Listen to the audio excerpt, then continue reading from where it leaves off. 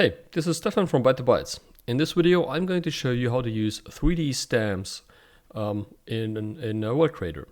So 3D stamps actually are any kind of models. You can load objects, houses, you can load characters, you can load cars, you can load trees, and whatever you want into World Creator and place them here. But they are mapped two-dimensional on the terrain. So they are not real 3D objects that are separated from the terrain itself. They will become part of the terrain.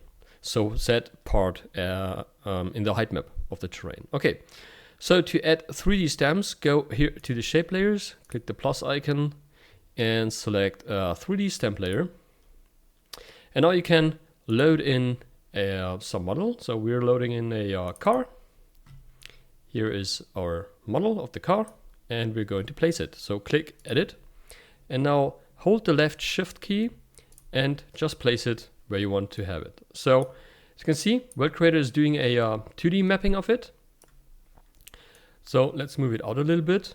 It's not really obvious that it's the car, but you can adjust this in World Creator. So we go to the stamp here again, we select the level step, and now you can see it becomes more accurate depending on the model. So if you increase that to the maximum possible level step that we have, which is always matches the maximum resolution that we have, that would be level step 11, the World Creator is going to use as much of the stamp data as only possible. Stamps can be translated. Just press the T on the keyboard, then this translation widget will appear and you can move that on the terrain. You can also rotate stamps. Press R, then you can use the widgets to rotate them. And you also can scale them if you press Z. Then you can scale them along these axes. Now I'd like to show you, because you can see that already here, it's just a 2D mapping of that model on the terrain. And you have some things like this here.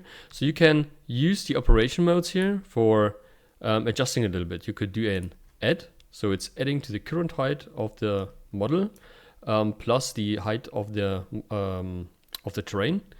And you can also use something like max, which will always take the maximum value. So this would look like the car would stick in the terrain.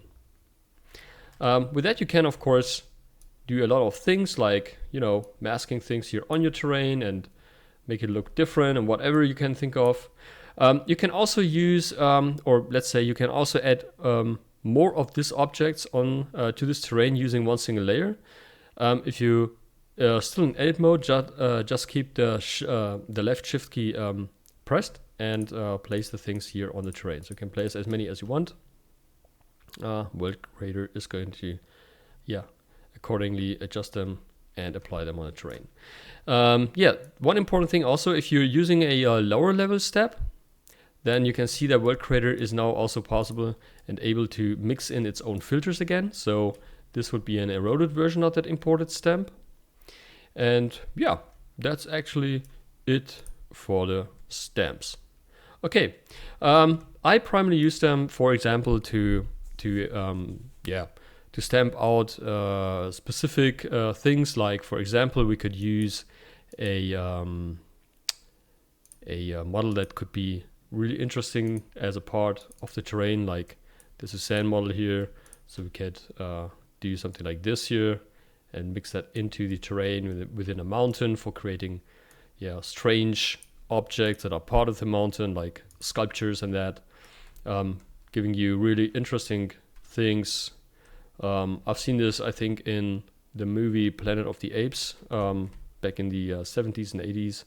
So ideas like that could be very interesting for specifically using 3D stamps. But of course you could also just import a 3D terrain mesh that you've created elsewhere and use that as a stamp in World Creator. Okay, thanks for watching. Have a great day and stay safe. Bye-bye.